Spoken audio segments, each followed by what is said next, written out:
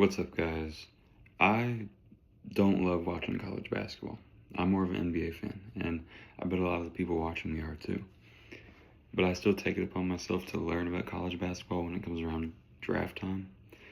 And I wanted to make this video just to show you guys what every team should be looking for in the draft. Starting with the Wizards. The Wizards should be going for AJ DeMonson. He's the best pick in the draft. He's the best player in the draft, and he fits well with the Wizards.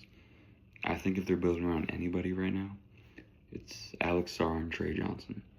Keyshawn George is very good, but not good enough for you to not take AJ DeMonson.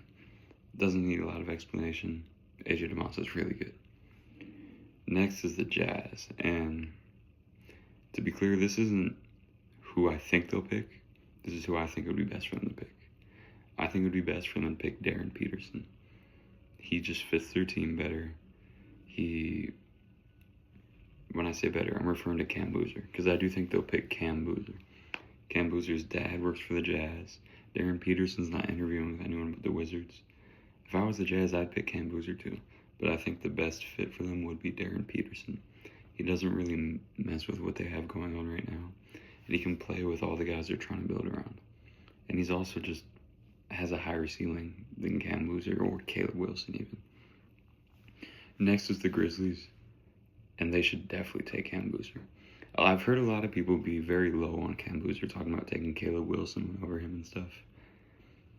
I think Cam Boozer could be the best player in this draft.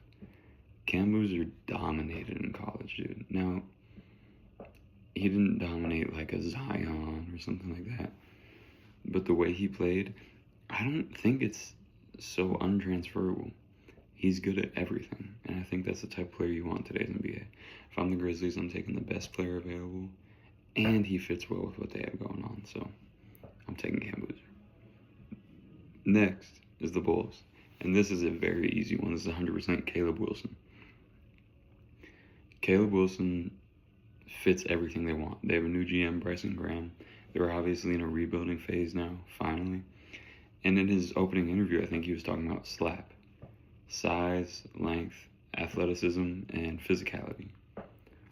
That's Caleb Wilson to a T. They want SLAP in their team, they're going to draft Caleb Wilson. They'll have him next to Modest. You got some other young guys there. You got Josh Giddey. I think it's the best fit and the best player available. Next would be the Clippers, and I think the Clippers 100% are trying to compete. Now, do I think that's a good thing? Not really, but I think they're trying to compete, and the best player for them to compete would be Keaton Wagler. Keaton Wagler is bigger out of all the guards that are going in this range. He could play next to Darius Garland. He could complement Kawhi well, and he's a good player. And I think he would go fifth for sure. Next would be the Nets. If the Nets do not draft Darius Acuff in this draft, I just think it's so stupid. Because if they're going to be worrying about having too many guards now when they drafted 4 of them last year, I don't know. Because Darius Acuff's a way better prospect than any of those guys were. Darius Acuff has the highest star potential out of any of these guards by far. I love Mikal Brown, I love Keaton Wagler, but Darius Acuff has the highest potential by far. And the Nets don't really have anything to build around. I mean, Jaeger Demon's good, Nolan Troy is good, Drake Powell is good, but they're not like that good, honestly. So I'm taking Darius Acuff. Next would be number 7 is the Kings.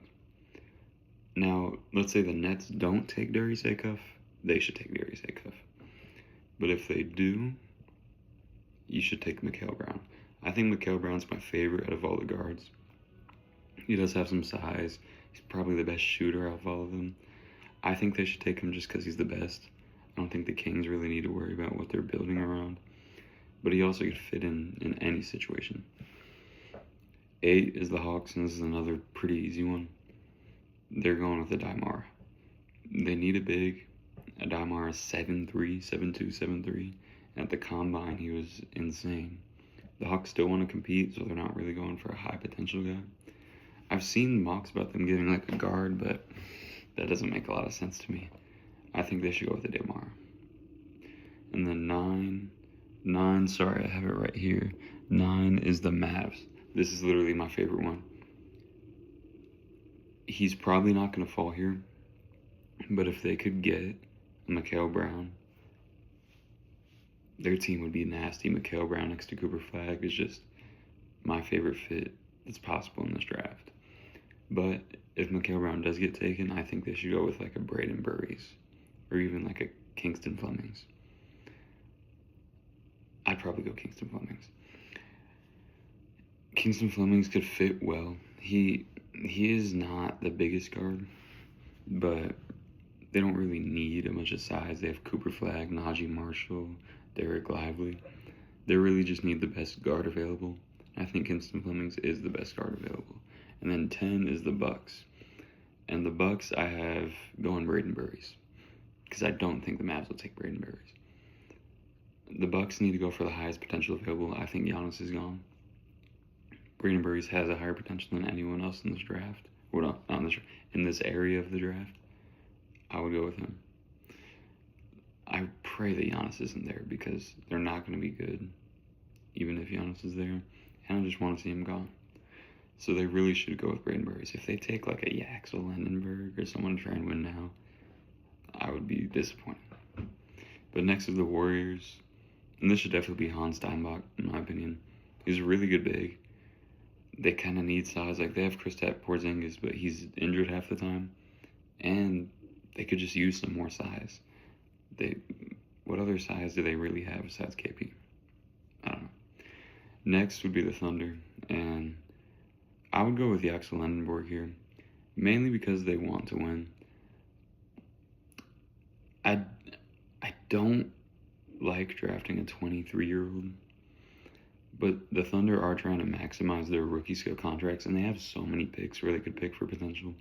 I think here they should go Yaxel Lendenberg, take more of a swing at their other pick, so they could get somebody who's guaranteed to be pretty good on a rookie contract. Next would be the Heat. I haven't seen a lot of other people say this. I have them taking Christian Anderson. They have Norm Powell might be coming back. Davion Mitchell played good. But they need a point guard. Christian Anderson's a point guard out of Texas Tech. They need somebody who can set up Giannis, stuff like that. I think Christian Anderson could be that guy. And then to round it out, the Hornets, this is another one a lot of people don't have. And I kind of see why. But I have them going with Chris Sinak. Chris Sinak is my favorite big in this draft. Not saying he's going to be the best, but he's my favorite. And the Hornets need some more size. Moussa Diabate is good. Ryan Kalkbrenner's good. But they could use someone who's truly going to be their center for the next 10 years. And I think Chris Sinak could be that guy. But overall, I hope I helped y'all know a little bit more about the lottery in case you didn't. And have a good day. See you.